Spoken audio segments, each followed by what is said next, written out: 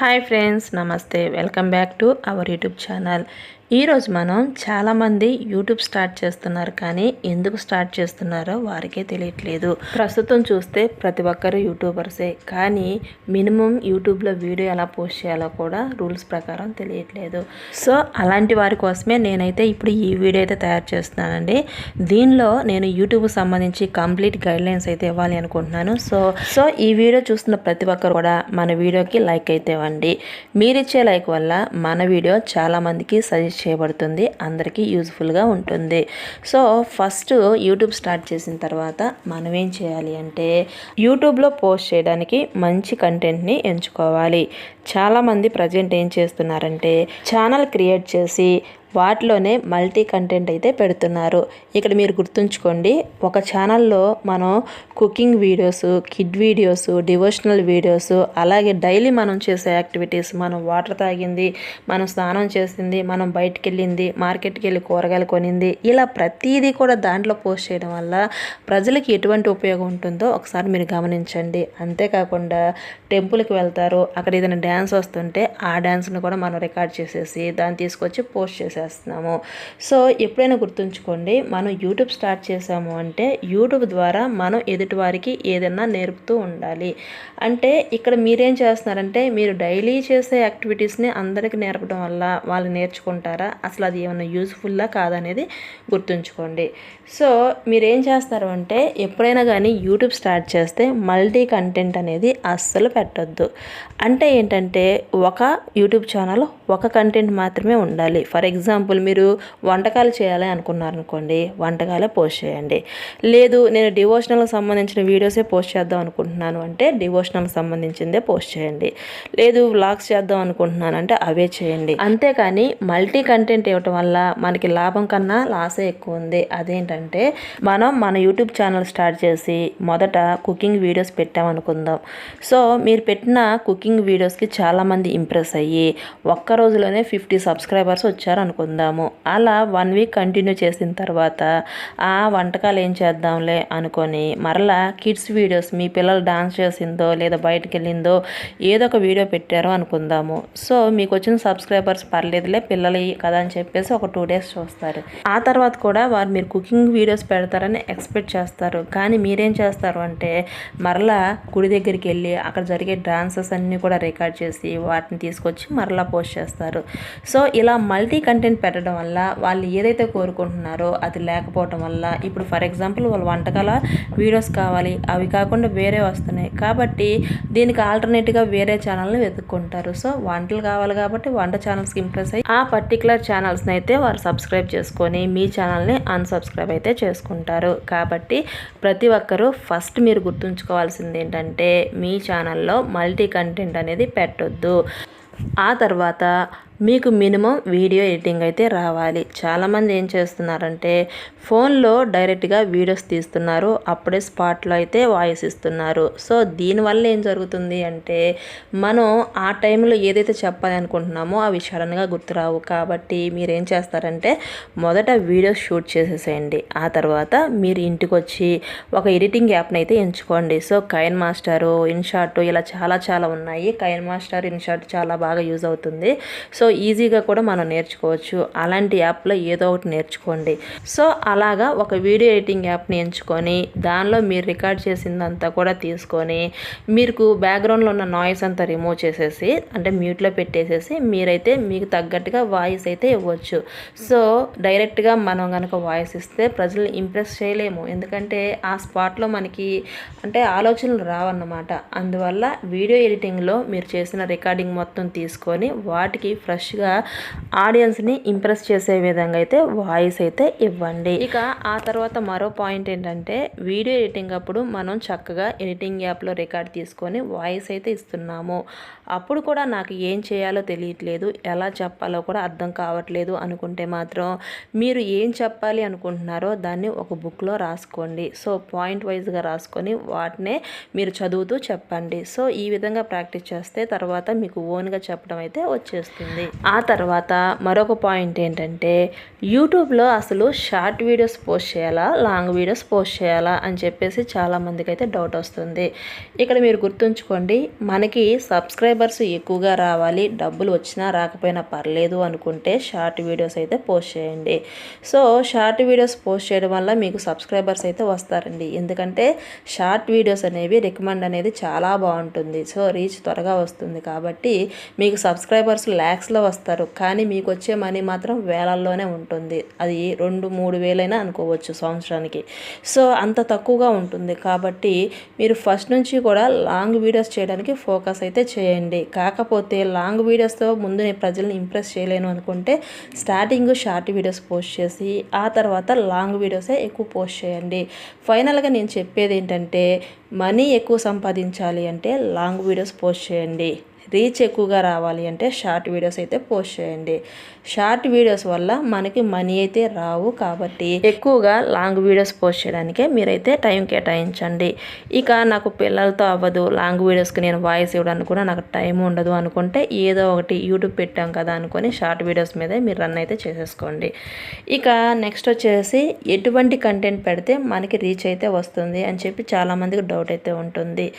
నవే days ఏది పెట్టినా కానీ మనకు సక్సెస్ అయితే అవుతున్నామండి. కాకపోతే మనం కమ్యూనిటీ గైడ్లైన్స్ ప్రకారంగా వీడియోని అయితే పోస్ట్ చేయాలి.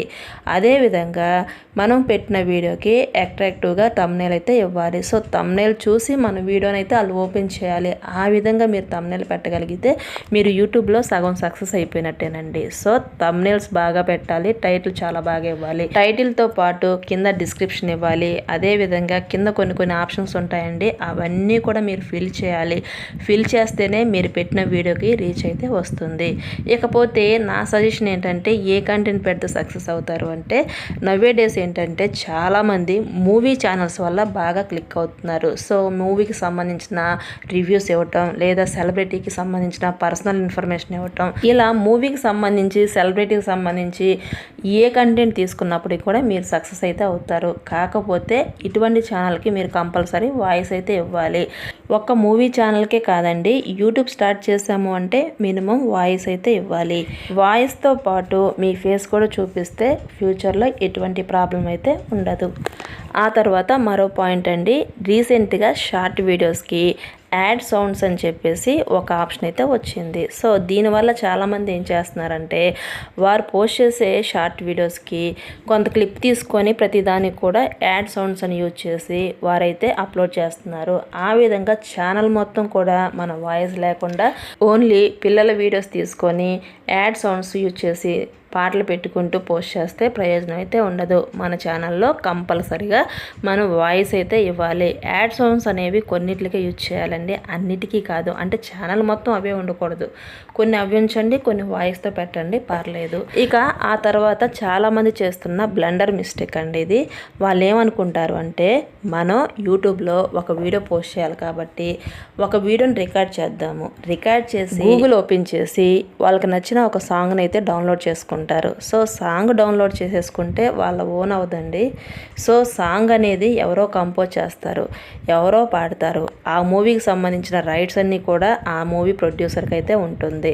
సో సాంగ్కు సంబంధించిన రైట్స్ అన్నీ కూడా మ్యూజికల్ డైరెక్టర్కి ఉంటాయి. సో కాబట్టి మనం ఏం చేయాలి అంటే గూగుల్ నుంచి తీసుకున్న సాంగ్ అనేది మనం డౌన్లోడ్ చేసుకొని మన ఇంట్లో వినొచ్చు, మన పర్సనల్ ఫోటోకి యాడ్ చేసేసుకొని స్టేటస్లో పెట్టుకోవచ్చు. అంతేకాని మనం డబ్బు సంపాదించడం కోసం పెట్టుకున్న మన యూట్యూబ్ ఛానల్లో ఆ సాంగ్స్ని డౌన్లోడ్ చేసి వాటిని మన వీడియోకి అయితే యాడ్ చేసి అస్సలు పోస్ట్ చేయకూడదండి. ఎందుకంటే అది మన కంటెంట్ కాదు కాబట్టి.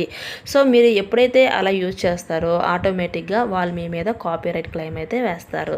సో కాపీరైట్ క్లెయిమ్ వేయటం వల్ల మీ ఛానల్ అయితే మానిటైజేషన్ అయితే అవ్వదు. ఇక తర్వాత పాయింట్ వచ్చేసేసి యూట్యూబ్లో పోస్ట్ చేసే ఇమేజెస్ అనేవి ఎక్కడి నుంచి తీసుకోవాలి.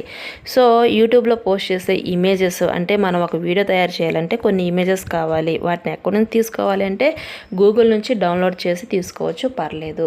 కాకపోతే ఇక్కడ చాలామంది ఏం చేస్తున్నారంటే ప్రింటరెస్ట్, ఇన్స్టాగ్రాము, ఫేస్బుక్ వీటిలన్నిటిలో కూడా తీసుకుంటున్నారు. అలా తీసుకొని వాడుకోవచ్చండి. ఇక్కడ మీరు గుర్తుంచుకోండి, ఓన్లీ ఇమేజెస్ వరకే తీసుకొని వాడుకోవచ్చు. కానీ ఒక్కొక్కసారి ఇవి కూడా ప్రాబ్లం అవుతాయి. ఎందుకంటే ఇది ఎవరో తయారు చేసేసి కొంచెం ఎడిటింగ్ చేసి పోస్ట్ చేస్తారు. లైక్ మీరు ప్రింటరెస్ట్ తీసుకున్నారనుకోండి, ప్రతి ఇమేజ్ కూడా ఎంతో కొంత ఎడిట్ చేసి వారు అక్కడ పోస్ట్ చేస్తారు. సో అటువంటి ఇమేజెస్ మీరు తీసుకున్నారనుకోండి, వాళ్ళు చూసారనుకోండి, సో కొంతమంది వదిలేయచ్చు, కొంతమంది మాత్రం పట్టుకొని కాపీరైట్ అయితే వేయచ్చు. సో కాబట్టి ఎక్కువగా మీరు గూగుల్ నుంచి ఇమేజెస్ తీసుకోవడానికి ప్రయత్నించండి. ఇక వీడియోస్ విషయానికి వస్తే చాలామంది ఏం చేస్తున్నారంటే గూగుల్లో వాళ్ళకి నచ్చిన ఏ వీడియో అయినా తీసేసుకుంటున్నారు. సో వీడియో తీసేసుకొని వీళ్ళు ఏం చేస్తున్నారంటే యాడ్ సాంగ్స్లో ఒక సాంగ్ని యాడ్ చేసేస్తున్నారు, అయిపోయింది. యూట్యూబ్లో వీడియో రెడీ అయిపోయింది, దాన్ని పోస్ట్ చేసేస్తున్నారు. పోస్ట్ చేసేసి నాకు వాచ్ అవర్స్ ఎప్పుడు వస్తాయి, నాకు వ్యూస్ ఎప్పుడు వస్తాయి, నాకు సబ్స్క్రైబర్లు ఎంతమంది వస్తారని వెయిట్ చేస్తూ మానిటైజేషన్ కోసం ఎదురు చూస్తారు. వీళ్ళు ఏంటంటే యూట్యూబ్ గురించి ఏమీ చేయరు, ఏమీ కష్టపడరు, కానీ యూట్యూబ్ నుంచి మనీ అయితే ఎక్స్పెక్ట్ చేస్తారు. మీరు ఇలా వీడియోస్ పోస్ట్ చేస్తే యూట్యూబ్ అయినా మీకు ఎందుకు మనీ ఇస్తుందో మీరు ఒకసారి ఆలోచించండి. కాబట్టి వీడియోస్ అనేవి మీరు ఓన్గా తయారు చేయండి. సో మీరు మీ ఫోన్లో రికార్డ్ చేసిన వీడియోస్ని తీసుకొని వాటికి వాయిస్ ఇస్తూ మీరు వీడియోస్ అయితే అప్లోడ్ అయితే చేయండి. అది కూడా ఒక యూట్యూబ్లో ఒక కంటెంటే పెట్టుకోండి. అప్పుడే మనం ఎక్కువ మంది సబ్స్క్రైబర్స్ని గెయిన్ చేయగలుగుతాము. లేదంటే మల్టీ కంటెంట్ పెట్టుకుంటే ఒకటి, ఇప్పుడు సినిమాల గురించి నేను చెప్పాను, అదే ఛానల్లో కుకింగ్ గురించి చెప్పానంటే సినిమా చూసే వాళ్ళకి కుకింగ్ నచ్చకపోవచ్చు, కుకింగ్ చూసే వాళ్ళకి సినిమా నచ్చకపోవచ్చు. సినిమా కుకింగ్ ఇద్దరికి నచ్చినా వేరే కంటెంట్ పెట్టారనుకోండి అది నచ్చకపోవచ్చు. కాబట్టి ఒక యూట్యూబ్ ఛానల్లో ఒక కంటెంటే పెట్టండి. సో తర్వాత ఏంటంటే యూట్యూబ్లో ఇవన్నీ చెప్పేవాళ్ళు ఎవరు ఉండరు. కాబట్టి ఎవరైతే థంబ్నెయిల్ బాగా అట్రాక్టివ్గా పెడతారో వాళ్ళని చూసి మోసపోతారు. సో ఇందా చెప్పుకున్నాం, యూట్యూబ్లో థంబ్నెయిల్ పెడితే వ్యూస్ బాగా వస్తాయి, నిజంగానే వ్యూస్ బాగా వస్తాయి. సో ఆ థంబ్నెయిల్ చూసేసి వీడియో చూస్తారు. సో వాళ్ళు ఏం చేస్తారు అంటే, మీరు మీ యూట్యూబ్లో సక్సెస్ కావాలి అంటే ఈ వీడియోస్ కింద ఒక లింక్ అయితే ఇవ్వండి. మీకు వాటర్ అంటే ఇష్టమా, కాఫీ అంటే ఇష్టమా, దాన్ని కామెంట్ రూపంలో తెలియచేయండి. మీరు అమ్మాయా అబ్బాయా కామెంట్ రూపంలో తెలియచేయండి అని చెప్తూ ఉంటారు. సో ఇలా ఎందుకు చెప్తారు అంటే మనం నవ్వుకోవడానికి కాదండి. జనరల్గా మనం ఒక యూట్యూబ్లో వీడియో పోస్ట్ చేసామనుకోండి, దానికి వచ్చే లైక్స్ని బట్టి, కామెంట్స్ని బట్టి, అంటే లైక్స్ కామెంట్స్ ఎక్కువ వచ్చాయనుకోండి, యూట్యూబ్ అనేది ఆ వీడియోని సజెస్ట్ చేస్తుంది, ఎక్కువసార్లు సజెస్ట్ చేస్తుంది. కాబట్టి వాళ్ళు ఏంటంటే తెలివిగా ఇక్కడ ఇది కామెంట్ చేయండి, అది కామెంట్ రూపంలో తెలియచేయండి అని చెప్తూ ఉంటారు. సో అలా కామెంట్స్ ఎక్కువయ్యే కొద్దీ ఆ వీడియోకి రీచ్ అయితే పెరుగుతుంది. సో దీన్ని బేస్ చేసుకొని చాలామంది ఏం చేస్తున్నారంటే నకిలీ క్రియేటర్స్ అని చెప్పొచ్చండి వీళ్ళని. వీళ్ళు ఏం చేస్తున్నారంటే వీళ్ళు వీడియోలో మ్యాటర్ ఉండదండి, థంబ్నెయిల్ మాత్రం అట్రాక్టివ్గా చేసి మీరు ఈ సెట్టింగ్ చేసుకుంటే మీకు వీడియోస్ పక్కాగా వచ్చేస్తాయి, లేదు ఈ లింక్ అనేది కామెంట్ బాక్స్లో ఇవ్వండి, మీకు తెల్లారికల్లా 1000 సబ్స్క్రైబర్స్ అయితే వస్తారు అని రకరకాలుగా చెప్తూ ఉంటారండి. అది నమ్మి చాలామంది ఏం చేస్తున్నారంటే ఏదో ఒక కామెంటు, ఇక్కడ నాకు 250 సబ్స్క్రైబర్స్, నాకు 500 సబ్స్క్రైబర్స్ అని కామెంట్ పెట్టేస్తున్నారు. సో ఇక్కడ ఏంటంటే చాలామంది ఇలా కామెంట్ పెడితే మాకు వ్యూస్ వస్తాయని వాళ్ళు అనుకుంటారు. కానీ కామెంట్ వల్ల ఎక్కువగా వ్యూస్ వస్తాయని చెప్పేసి పలానా క్రియేటర్ అనుకొని ఏదో ఒకటి కామెంట్ బాక్స్లో పెట్టండి అని చెప్పేసి అతను చెప్తాడు. సో దీనివల్ల అతనికి లాభం. సో ఇలా చెప్పడం వల్ల వ్యూస్ ఆ క్రియేటర్కి వస్తాయి, కామెంట్స్ ఆ క్రియేటర్కి వస్తాయి. సో మీరు చూస్తున్నారు కాబట్టి ప్రతి ఒక్కరిని ఒక లైక్ అయితే ఇవ్వమంటారు. సో లైక్ కూడా వస్తాయి. అంటే ఒక వీడియోకి లైక్, కామెంట్స్, వ్యూస్ కంపల్సరీ. కాబట్టి అవన్నీ ఎలా తెచ్చుకోవాలో ఇలా రూప్ లైన్లో అతను ఆలోచించి చెప్తారు. సో అదే నిజం అనుకొని ఇక క్రియేటర్స్ అందరూ చూసి వాళ్ళు చెప్పినట్లు చేస్తారు. కాబట్టి అటువంటి ఫేక్ క్రియేటర్స్ని అస్సలు నమ్మకండి. ఒకటి మాత్రం గుర్తుంచుకోండి, యూట్యూబ్లో మనం సక్సెస్ అవ్వాలి అంటే కంప్లీట్గా మీరిచ్చే కంటెంట్ మీద ఆధారపడి ఉంటుంది. మీరు కంటెంట్ చక్కగా ఇచ్చారనుకోండి, ఈ రోజు రాకపోయినా కొన్ని రోజుల తర్వాతైనా మీకు వ్యూస్ వచ్చే అవకాశం అయితే ఉంటుంది. కాబట్టి మిమ్మల్ని మీరు నమ్ముకోండి, అబద్ధాలు చెప్పేవారిని నమ్మకండి. వాళ్ళు అబద్ధాలు చెప్తున్నారు, వాళ్ళని ఇంప్రెస్ అయిపోయి మీరు ఒరిజినల్ క్రియేటర్స్ని మర్చిపోయి వీళ్ళకి అట్రాక్ట్ అవుతున్నారు. వీళ్ళు ఏం చేస్తున్నారు అంటే మీ నుంచి లైక్స్, కామెంట్స్, వ్యూస్ అన్నీ తెచ్చేసుకొని వాళ్ళైతే రీచ్ అయితే పెంచేసుకుంటున్నారు. సో ఫేక్ క్రియేటర్స్ని నమ్మకండి, ఒరిజినల్ క్రియేటర్స్నే నమ్మండి. ఒరిజినల్ క్రియేటర్స్ అంటే ఎవరంటే మీరు ఒక్క రోజులో సబ్స్క్రైబర్స్ వచ్చేస్తారు అని చెప్పేసి మిమ్మల్ని మోసం చేస్తారు చూడండి, వాళ్ళే ఫేక్. మీరు ఇలా చేయండి ఇప్పుడు కాకపోయినా ఫ్యూచర్లో సక్సెస్ అవుతారు అని చెప్తూ ఉంటారు. సో వాళ్ళు మాత్రమే మన మంచిని కోరుకుంటారు. సో అలాంటి క్రియేటర్స్ చాలామంది ఉన్నారు, చూడండి. ఇక నెక్స్ట్ టాపిక్ వచ్చేసేసి చాలామంది అడుగుతున్న క్వశ్చన్ అండి ఇది. సో చాలామందికి లాంగ్ వీడియోస్కి ఏ రేషియో తీసుకోవాలి, షార్ట్ వీడియోస్కి ఏ రేషియో తీసుకోవాలో తెలియదు. ఎందుకంటే వాళ్ళు పలానా యాప్ని యూజ్ చేయకుండా డైరెక్ట్గా పోస్ట్ చేసేస్తారు, కాబట్టి వాళ్ళకి ఏ రేషియో తీసుకోవాలో తెలియదు. ఎప్పుడైనా గుర్తుంచుకోండి, మనం లాంగ్ వీడియోస్ చేయాలి అంటే 16:9 అయితే తీసుకోవాలి. అదేవిధంగా షార్ట్ వీడియోస్ తీసుకోవాలి అనుకుంటే 9:16 తీసుకోవాలి. సో 9:16 తీసుకొని కూడా 1 మినిట్ కంటే ఎక్కువగా వీడియోని మనం అయితే పోస్ట్ చేస్తే అది లాంగ్ వీడియో అవుతుంది కదా. మరి ఇంకా పర్టికులర్గా 9:16 ఎందుకు అంటే మీరు ఇక్కడ పర్టికులర్గా గమనిస్తే లాంగ్ వీడియోస్ అనేవి ఎప్పుడు కూడా హారిజంటల్గా అంటే అడ్డంగా ఉంటాయి. అదేవిధంగా షార్ట్ వీడియోస్ ఎప్పుడు నిలువుగా ఉంటాయి. సో మీరు షార్ట్ వీడియోస్ షేప్లో తయారు చేసి దాన్ని లాంగ్ వీడియోస్ లాగా పోస్ట్ చేస్తే సగం స్క్రీనే కనిపిస్తుంది, చూడడానికి చాలా దరిద్రంగా అయితే ఉంటుంది. కాబట్టి మీరు ఎప్పుడు కూడా లాంగ్ వీడియోస్కి 16:9 తీసుకోండి, అదేవిధంగా షార్ట్ వీడియోస్కి 9:16 అయితే తీసుకోండి. సో ఈ విధంగా పోస్ట్ చేసినట్లయితే మనం తయారు చేసే వీడియో కూడా చాలామందికి అట్రాక్టివ్గా కనిపించి చాలా బాగా చూస్తారు. ఇక ఫైనల్గా మరొక ముఖ్య విషయం అండి, ఇది పర్సనల్గా నేను అందరికీ చెప్పాలి అనుకుంటున్నాను. సో కంపల్సరీ అయితే కాదు, కాకపోతే ఇలా చేస్తే బాగుంటుందని చెప్పి నేనైతే చెప్తున్నాను. అదేంటంటే చాలామంది వీడియోస్ని ఫోన్లో షూట్ చేసి అక్కడే వాయిస్ ఇస్తూ చేస్తున్నారు. సో దీనివల్ల మీరు ఎడిషనల్గా ఎటువంటి ఎఫెక్ట్స్ అయితే ఇవ్వలేరు. సో టెక్స్ట్ యాడ్ చేయలేరు. అంటే ఒక వీడియోకి ఎడిషనల్గా ఏదైనా ఎఫెక్ట్స్ ఇవ్వాలన్నా గ్రాఫిక్స్ ఇవ్వాలన్నా కుదరదు. కాబట్టి మీరు ఏదో ఒక వీడియో ఎడిటింగ్ యాప్ని అయితే తీసుకోండి. సో దాంట్లో వీడియో ఎడిటింగ్ చేయండి, అలాగే వాయిస్ అయితే ఇవ్వండి. సో మనం నార్మల్ డ్రెస్ వేసుకున్న దానికి ఫంక్షన్కి వెళ్ళినప్పుడు వేసుకునే పార్టీ వేర్కి చాలా డిఫరెంట్ ఉంటుంది. అదేవిధంగా ఫోన్లో డైరెక్ట్గా షూట్ చేసిన దానికి ఎడిటింగ్ యాప్లో చేసిన దానికి చాలా డిఫరెన్స్ అయితే ఉంటుంది. సో ప్రజలు కూడా వీడియోస్ని నార్మల్గా ఇష్టపడట్లేదు, వారు కూడా వెరైటీని కోరుకుంటున్నారు.